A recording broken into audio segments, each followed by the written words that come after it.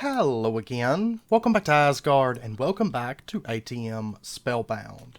So since the last episode, I have been doing a little bit of work around the base. A lot to do with something that we're going to do at the very end of this episode before we have the world upload. Something that I've been wanting to kind of work up to. But today we do have just a base tour for those of you that are just jumping into the series. And then of course this will be the first public world upload, episode 30 public world upload. Of course patrons have had episode 10 and episode 20, but this will be our first public world upload. So as per usual, we're just going to take this episode and kind of walk around the base,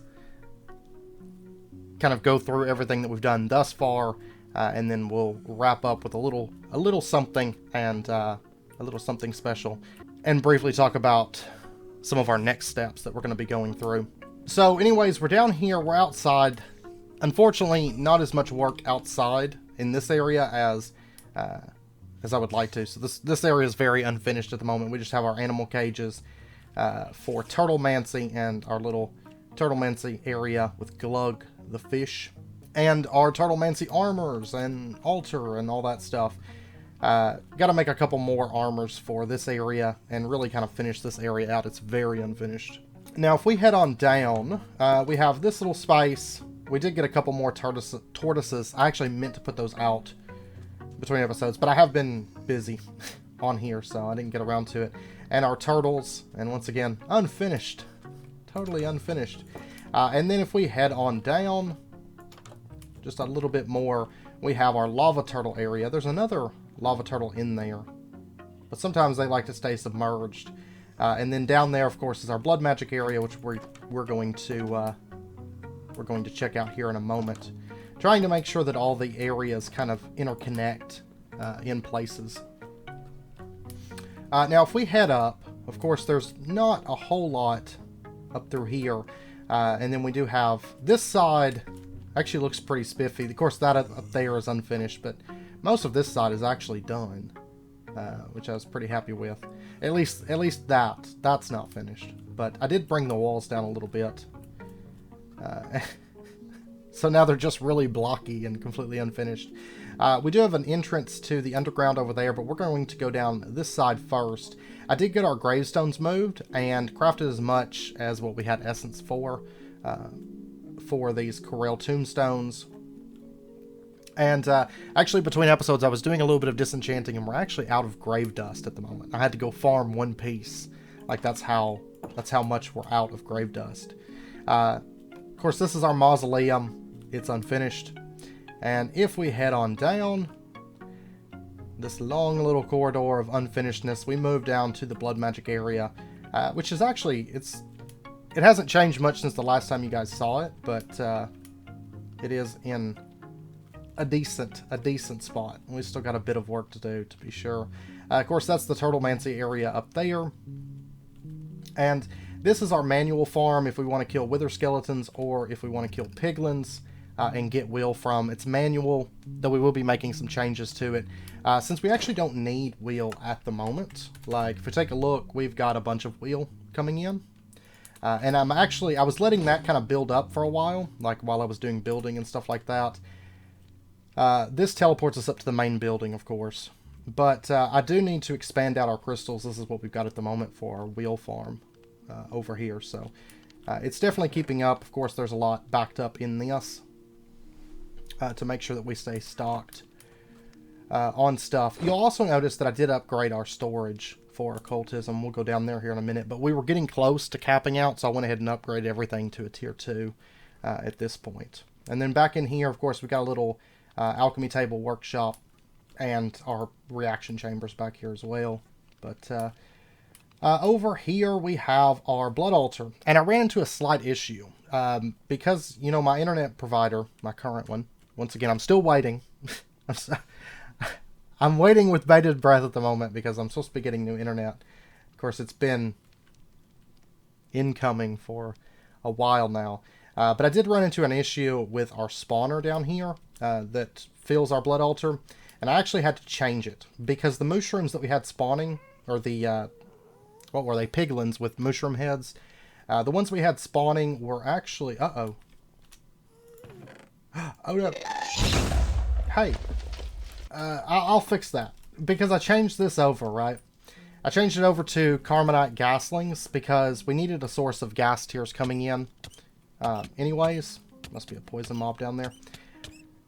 We needed a source of gas tiers anyways, and the mushrooms, when I'm not connected to the internet because it snowed here, and my internet provider says, oh, well, when it's cold, you're not going to have internet. Very, very good internet or any internet. So it snowed here, and the mushrooms, I guess because they were wearing a named head, it caused my game to, like, seize up ever so often.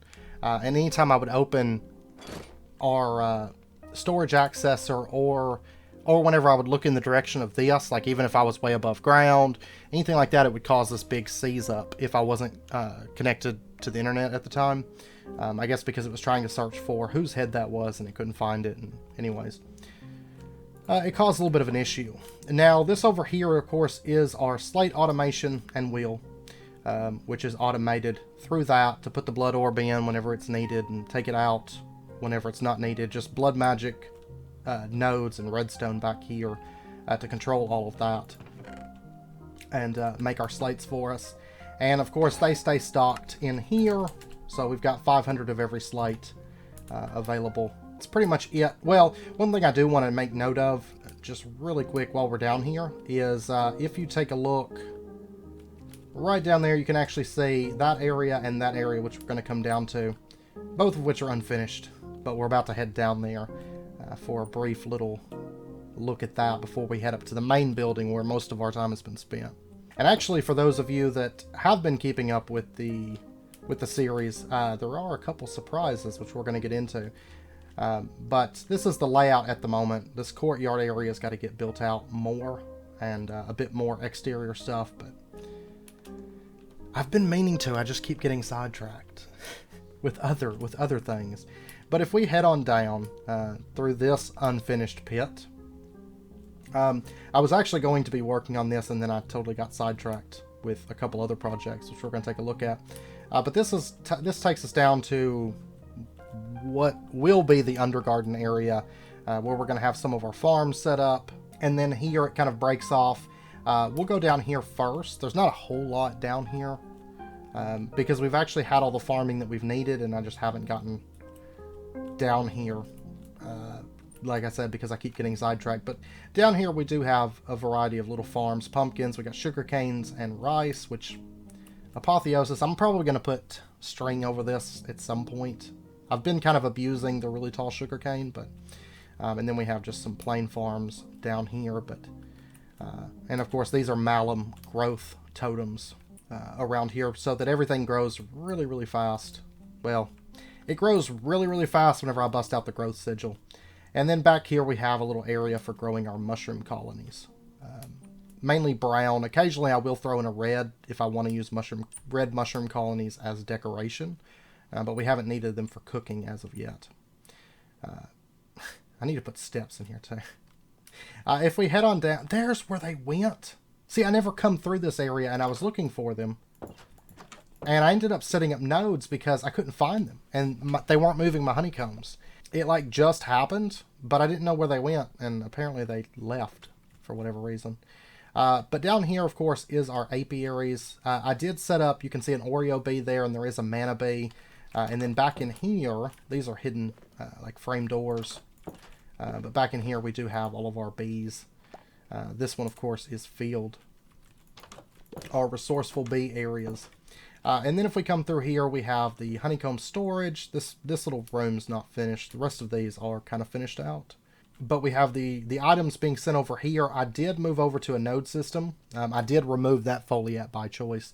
Went over to a node system just because he would occasionally just get stuck like right here, and he wouldn't take the extra step to get to the drawer controller. So I was like, you know what? I'm just going to switch to nodes because my apiaries kept backing up and I had to keep coming down here and checking them. And then over here we have outputs from our bees, which are of course being sent to our storage system. Oh, we've actually gotten lucky on some black. Well, that was one centrifuge run of the blocks. But of course these are being supplied to our centrifuge area. Before we head up there, this area is unfinished at the moment, but this is where our create power is being generated for this area. And then if we head up here, this is where kind of the mainframe, this of course teleports us up to the main building. Bees are being stored in this obsidian chest at the moment. But these foliates, these two are still running. These two, where did he go now? I don't know. See, that's the issue I'm having, is sometimes they're just wandering off. Yeah, he just wandered off over there. Honestly, I'm probably going to just take these and we can reuse them somewhere where they'll behave. Because I did just convert to a node system, because what happened was my honey blocks from this system that we set up, they actually got backed up in this, and it was backing up my entire system when I came down here, and both of them had wandered off, which we just found. They were in that door, but I ended up just converting over to a node system, inputs, just sending the items over to our output line. But these two are actually they're grabbing stuff from the slaves, and one of them's taking honeycomb blocks out, one of them's taking the outputs and inserting it into the storage over there. This node right here is just handling mana honeycombs, because I did notice that since it takes 9 honeycomb blocks, in order for this to actually run, what would happen sometimes if he was in charge alone, is the mana honeycombs, he'd spread them out, but then he'd have, like, say, leafy honeycombs in his hand. He couldn't insert them anywhere, and it would basically block up the system. So I just put this output node to fix that for the mana honeycombs. And then any others that come up that require 9 in order for the centrifuge to run. And you may be able to hear my dogs snoring because they're laying right outside my door, just sawing logs out there. But anyways, if we head up this area, there's actually going to be another pathway, possibly 2, that break off from this, but for right now, I just brought this up. I haven't decorated it yet, but I did just bring it up. Up here, I've started working on the entrance a little bit. You can see some work on the exterior there. We'll take a flyby here in just a moment. But if we step inside, this is kind of like the main entrance to our build, and we have a lot of our chip stuff. Some of them are in other places because of projects that I'm working on, but we have our chip tables here. This is where, at the moment, we're going to spruce this whole entrance up a little bit, because, you know, we lived here for a very big portion of the series thus far. But we have, this is where our teleports come in and go out for the blood magic and beehive areas. Portal to the overworld here. Nothing really in the overworld, just a big jumble of portals over there at the moment. And then our blue skies trophies. Still need to get platinum for Arachnarch and Alchemist. We'll do that, just kind of one of those random kind of episodes. If you do get the world upload, this is where my inventory will be, so just a heads up. No, I shouldn't have to upgrade it, because if I actually clean out my inventory like I should, it's going to cut down on some things. I've been working on some stuff today, so over here we have these tables just kind of set up at the moment. This is where a lot of our storage is for just random junk. I actually cleaned out our system, trying to cut down on the amount of items, because we had a bunch of stuff from Twilight Forest. So I did dump it into there. I don't think I've dumped everything, because I think, yeah, see, like all these random swords that we've gotten, I'll clean those out at some point. This is where these are all the heads that were causing me issue when I wasn't connected to the internet. So I just dumped them all in this chest, so that way I could hold on to them, but not have them lagging me out. Up here, yeah, see, this is the issue from the gas farm. I didn't think about gunpowder and fire shards. This should be, yeah, 256 stack limit. I'm just going to put that into there. Some of this stuff I haven't slotted just yet because it's kind of obscure and it may not be coming in. Charm fragments, I did empty out our storage and I'm kind of consolidating them here. I killed the Gaia between episodes. Just because I was showing my son that fight because he was curious about that area. And I did get a Guardian of Gaia charm fragment, so kind of fun little thing there. And we got some spawn eggs. Of course, this is plugged up to all of our mob farms at the moment. It'll expand as we add more mob farms, which we'll actually be doing some stuff related to that pretty soon. Now, if we head through one of these two doors over here, we have our occultism area. And you can see over here with our dimensional storage actuator that I have upgraded all of these to tier 2, giving us 3,200 slots in that. This is for the ore processing system. So this guy takes ores that need to be processed, takes them to him, and he takes them back and puts them back into the system where they then get processed upstairs. Down through here we have a lot of our rituals set up, not entirely finished. I need to actually get down here and finish those out. I came down here and I was like, man, I need to be working on this, but we got most of it done, but we do have all of our rituals set up. I've just got to finish out these areas. Kind of been in that phase where I'm trying to build areas that we need, or at least get them usable, and trying to do a little bit of cleanup in places, like especially the exterior, because I don't want to neglect the exterior, because otherwise it gets out of hand pretty quick. Our dimensional mine shaft, we do have a auto miner, but I don't currently have it plugged up because, as I mentioned, I kind of like manually mining, and I don't want to just cut that whole part of the game out this early by having an auto miner set up. So, and then if we head up, this is actually one of the only unfinished areas on this floor, I think, or at least like generally unfinished. And then this steps into the library. We'll come back around to that, but we're going to come up this way instead, because this is generally the hallway that I use to get to the library, is this one right here. So this is our library area. Right now, enchanted books, it's a mess. I'll sort them at some point, but I haven't yet. Over here we have all of our tattered tomes. These are technically trash, but I've just been keeping them just for fun. We have our apotheosis stuff. And then these are just going to be enchanted books, basically to fill the shelves. This is our quark stuff, our quark tomes there. And then this is where everything gets automatically sent, like our tattered tomes, like our quark stuff, like our enchanted books. They get automatically sent whenever I dump them into our system. Back over here, we have the occultism area, our occultism prison. And we've got our blood chest down here, which we're probably not going to be using this too much moving forward after today, I don't think, but we will eventually upgrade that once we get back into Evilcraft and our blood infuser over here. And then just kind of our little torture area. This toggles the mob farm down there, which is basically spawning silverfish, and it's producing source, it's producing Britannia mana, and it's producing Evilcraft blood for us, which is being fed into the entangled chalice system. So if we continue down, this area is unfinished, but this is where we kind of have this viewing area for our silverfish, and it'll lead kind of more into our dungeon area. We'll come back to this because you'll notice there's like a new path there. We'll come back over to that here in just a moment, but let's continue the tour in the correct direction here. We have a little potion workstation. Haven't used it a whole lot, you know. We're going to be moving into constant effect potion areas, but it's basically just for flavor that we've got this little area. My little bit of nether wart, because now I just dump it into here, and a whole bunch of like assorted potions and stuff. Over here we have our malum area, and actually this door here leads out to this, which connects down to this room where we came in at, and then this we'll come back to that, but that's actually just right to the left of this. Our malum area, we have storage. This is overstock storage for spirits, so we keep so many spirits in stock, and then everything else goes here as overstock, which actually I never put void upgrades in that, did I? No, I have way too many of some of these spirits. Now we can store a lot more spirits.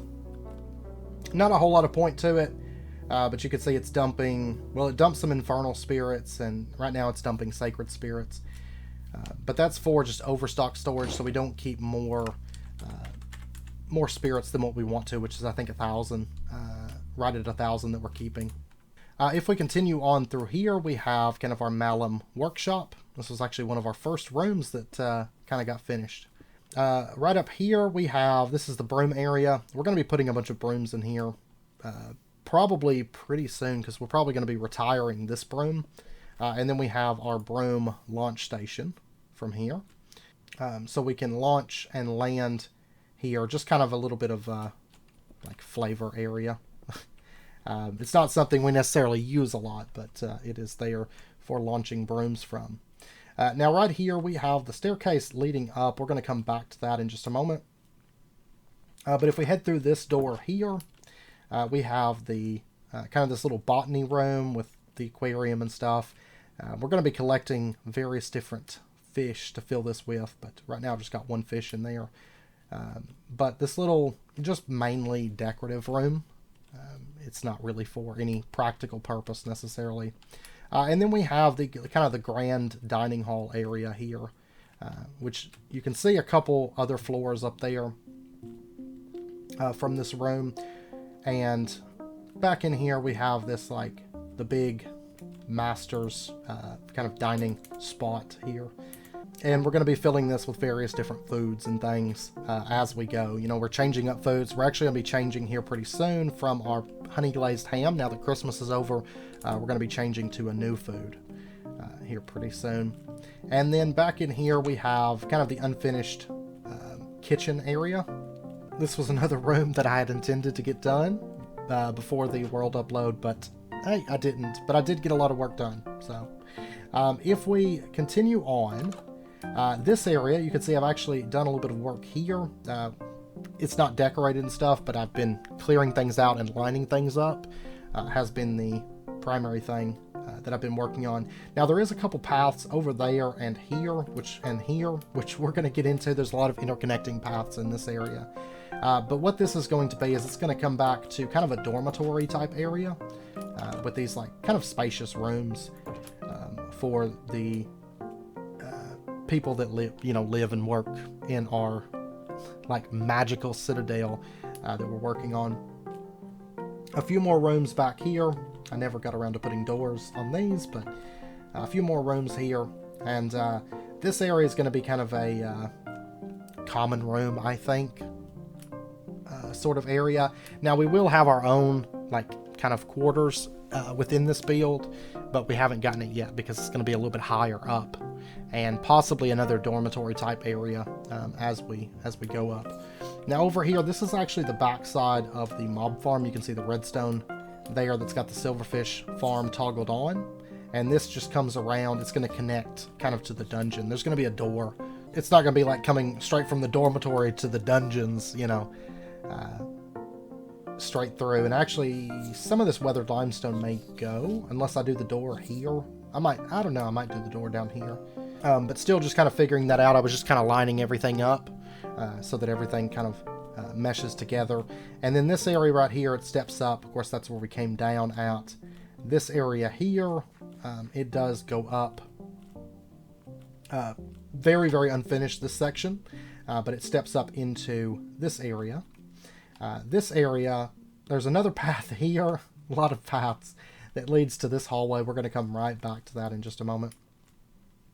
And this steps out, and there's a door there that goes to our create area, which we're going to take a look at in just a moment. This area just has our Fae altar at the moment. It's just going to be like a little Fae room, like a little bitty room here, because there's not a whole lot to decorate it or do with it for Feywild, probably. Over here we have kind of our Ars workshop at the moment. We're going to be adding some more stuff to this before long. And then this steps out, and of course this is over the big dining room area down there. Big open section because there's not a wall there. And this comes out to our ritual brazier, which is the one that allows us to have flight through a big chunk of our base. And you can kind of see some of the exterior here. Just a quick look of the exterior. And then this comes through, and you can see it plugs into the bottom of this tower, which is where our Britannia stuff is at. Kind of our Britannia core area at the moment. Over here, that leads up to the Britannia area. We're going to take a look at that here in just a moment. This comes down. It actually steps up to an unfinished area. This, of course, is going to be the area that kind of where that open wall segment is. And then this comes down and wraps around. I had to actually line all this up because you can actually see right... It's actually hard to see through the frame blocks. Right here is where the stairs go up, and I had to shift over this room so that I could squeeze it right underneath that, and that's what decided the sizes of those rooms, kind of. Trying to get everything to kind of just line up at the moment. So if we step down here, this is where the staircase was that came up, kind of the main staircase. This doesn't lead anywhere just yet, but I have a plan for what's going to go here. It's just not yet implemented at the moment. So that teleporter doesn't go anywhere. And then this is the hallway that I said we'd come back to.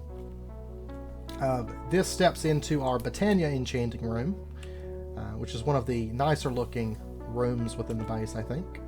Oh yeah, we're looking good on mana. It's great because we're going to be using a lot of that here shortly.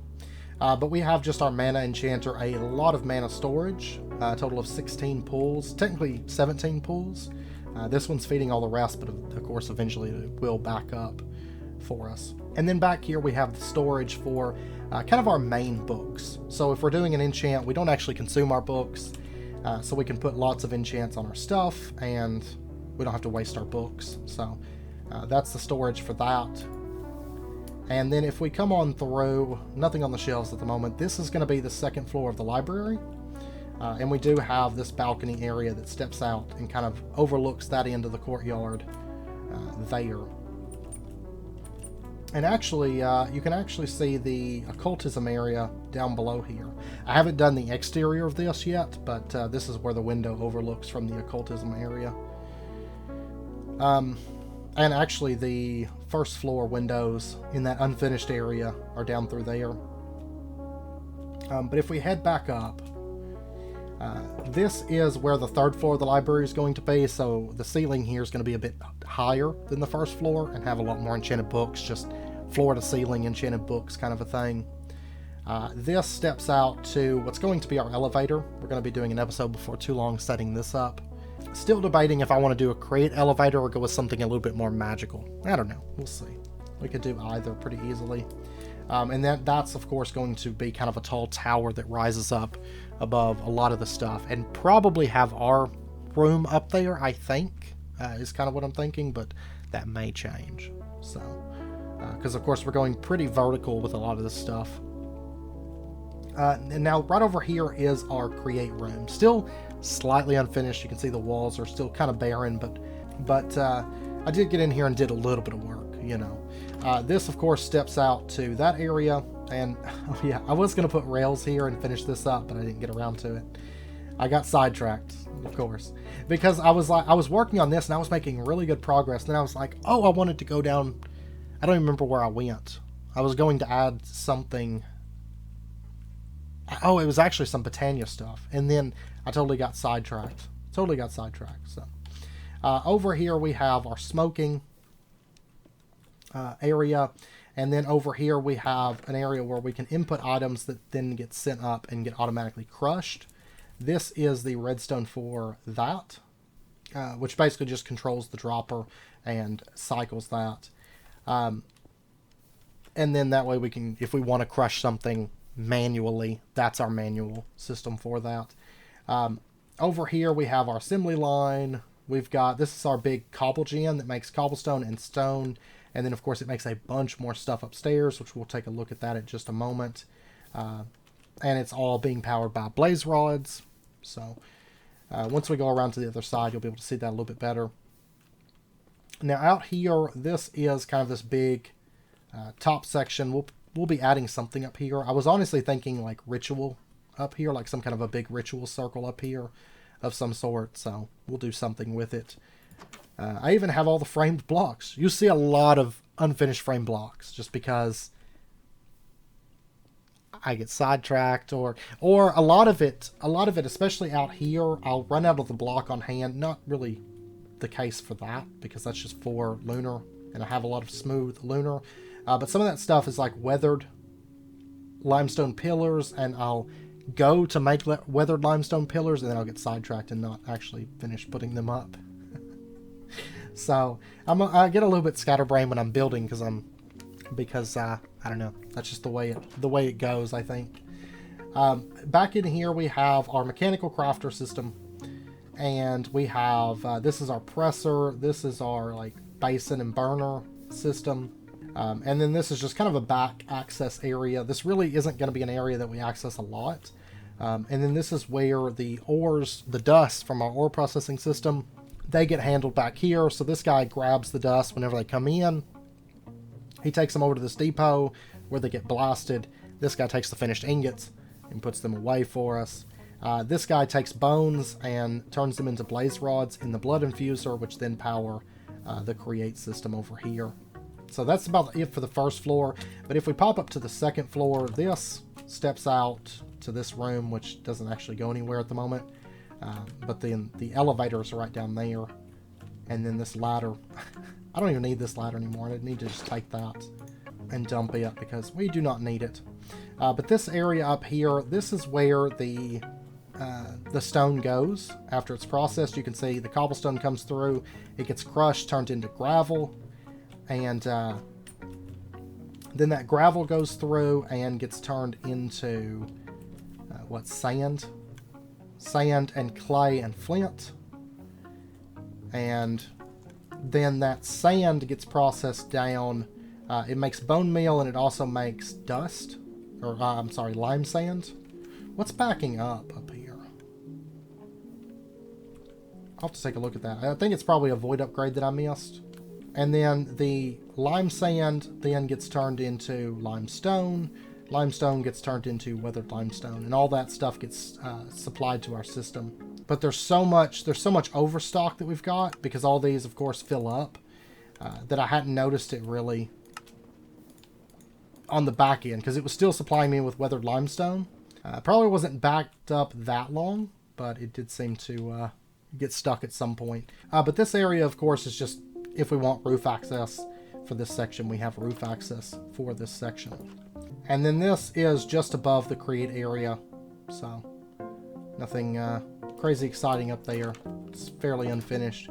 But if we head up now, so from this area, we come up to the R's area, then we step up right here. This doesn't actually go anywhere.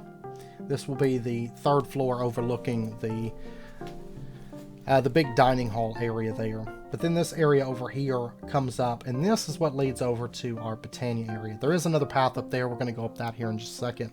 But this takes us over to the Britannia area, which this area only took about an hour. It's not totally done. The walls aren't done, but the ceiling and this big kind of gazebo section here is done.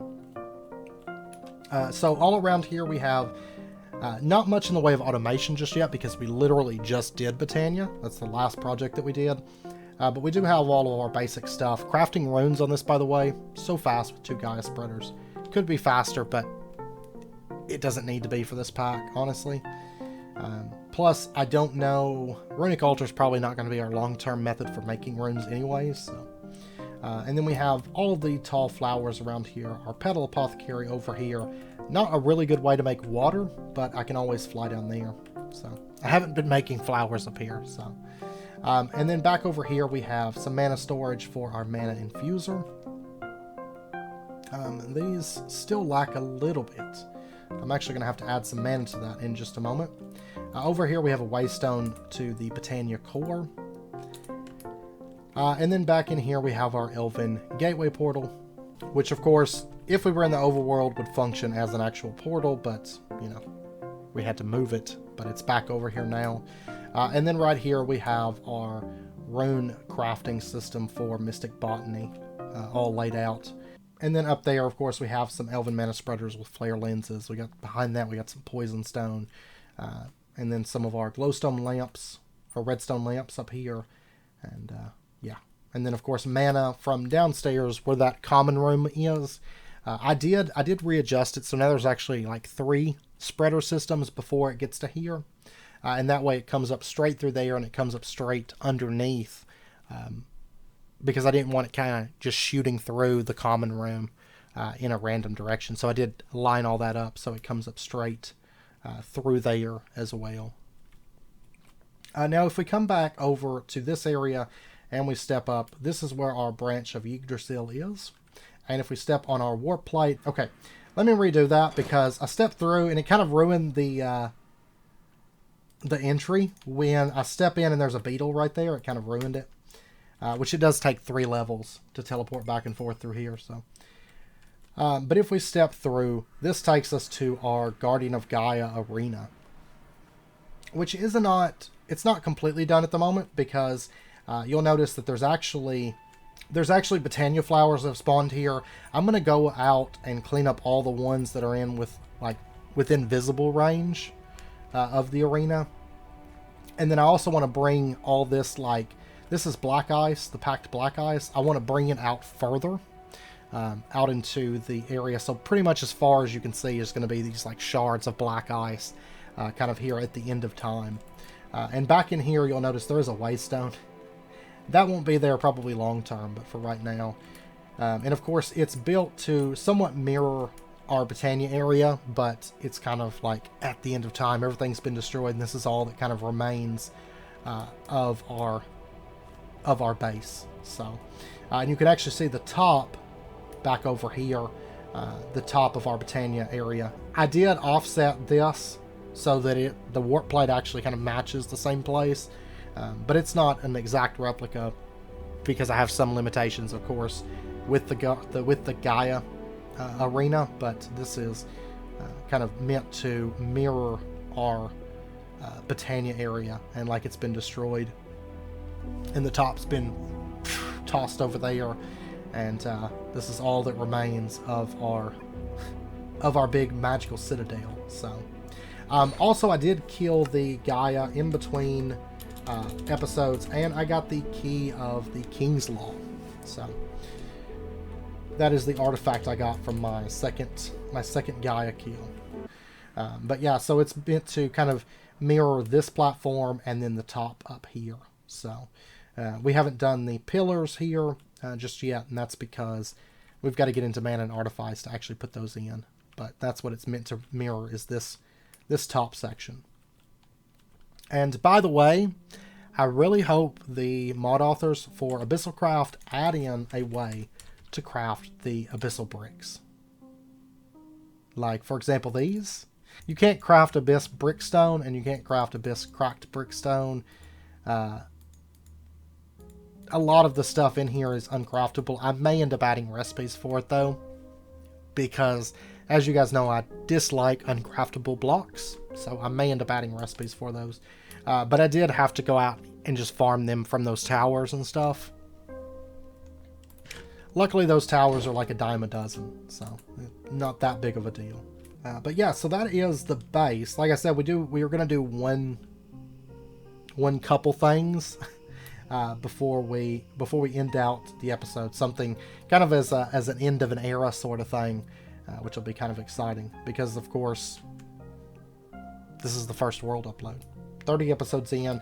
I feel like we've gotten a lot of progress there. Of course, after the tornado, it slowed down.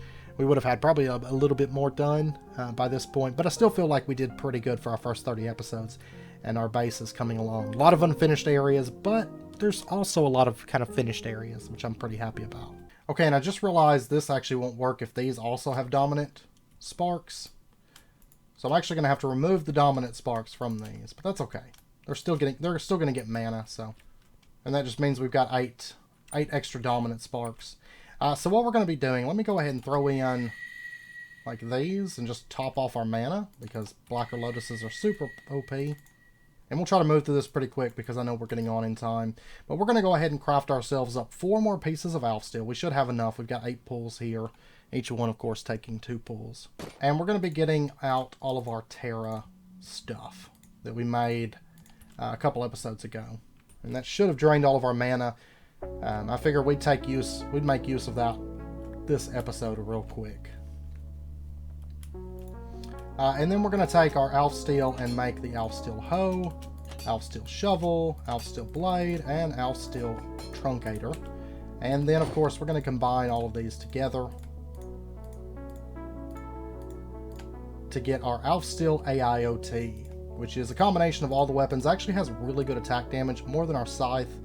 We are still going to be using our Scythe, of course, just because it is a flavor weapon. And let's go ahead and, of course, we can put mana into this. I'm not going to wait around for it, but we will be able to put mana into this to make it stronger. And then, of course, we can mine massive areas, just like with a normal Terra Shatterer, but we'll be able to do that like with the axe and with the pick and stuff. We're definitely going to want a Manatide Bellow for this, though. We'll be setting up a better place to charge our AIoT. And of course, it'll use mana from that stockpile whenever it basically repairs durability, but we're going to be taking care of that too. We don't want to waste mana on durability. And this will be able to cut out a lot of these tools. Now, we probably will end up making another one of these. There we go, there's our B rank. We probably will end up making another one, so we have a Fortune and a Silk Touch one. But of course, we do have a break spell that's got Silk Touch, so we can kind of use that in the meantime. We'll still have our pick lying around, but probably won't use it too much. Alright, and then we're going to go ahead and enchant this. Now, of course, this is a combination of all the tools plus a weapon. So I have laid out a whole bunch of fun enchantments in here. Now, I don't know that, like, Rebound and Spirit Plunder are actually going to do anything on this, but we're going to put them on there anyways. That way we've got even more enchantments on it. So we'll go ahead and put that on there, and we're going to make the biggest... I don't know. I don't know if this will actually work, if we can put all of these on there, but we're going to try. We're going to give it our best shot anyways. And we will be moving up to capturing 3 with this. So we'll go ahead and start that up, and we'll see what happens. And we'll also be re-enchanting our scythe. I don't know if we'll have enough mana left over. I mean, right now, I took all the enchantments off of our scythe. I don't know if it beeped enough. And well, it does have 16. I was about to say it's getting mana really, really fast, but it is draining off of 16 pulls, so that's probably makes sense. But I stripped our scythe. I'm keeping the same scythe. It's still got our cold damage on there. But we're going to be re-enchanting that with all the weapon enchants. So, but I may let the mana build back up before I do that, because it's a little bit... we're a little bit low. We actually might have enough. Let's go ahead and grab that.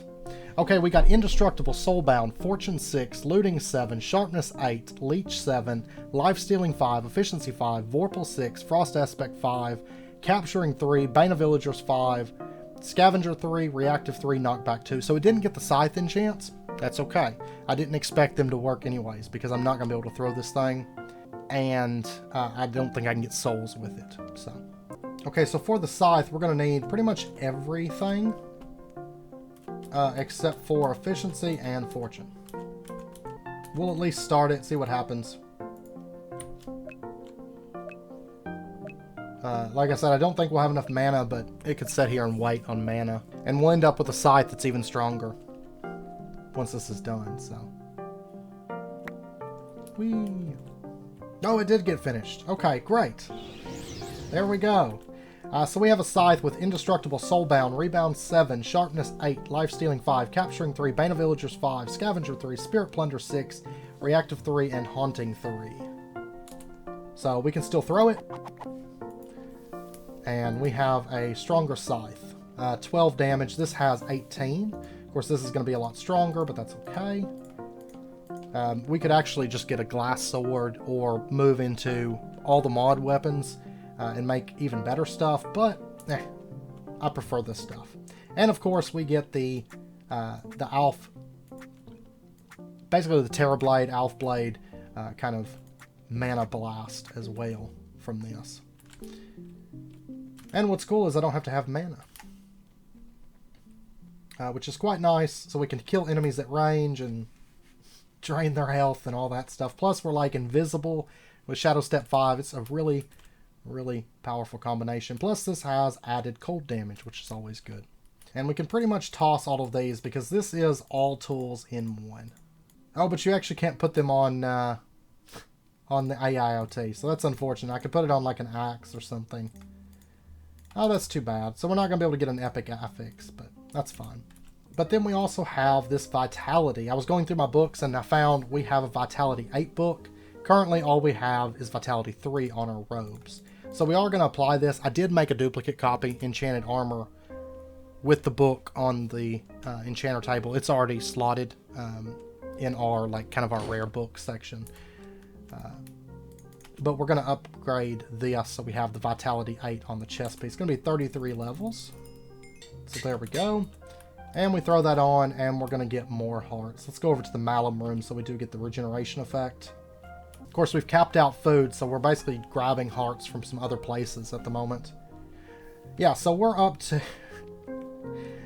purple hearts, and we're actually going to be pushing up another 10 hearts here very, very soon as well. So, yay. Good stuff. But anyways, that's going to be about it for this episode, because I know it's wrapping up point. Really, really quickly, though, a couple things that we are going to be tackling in the upcoming episodes are Worm's Roost, because it's high time that we get into that. Also, constant potion effects, and setting up a little bit of a little farm for helping us out with that. We're going to be pushing with our mana production for Britannia. We're going to be getting into some new mods. And yeah, maybe I'm sure some other stuff. But that's just a general idea of some of the stuff that we're going to be heading towards in the coming episodes. So anyways, that's going to do it for this episode. I hope you guys enjoyed it. Yeah, we got that now. I hope you guys enjoyed it. Once again, my inventory, my baubles, my backpack, all that stuff is going to be in that chest in the kind of the main entrance there.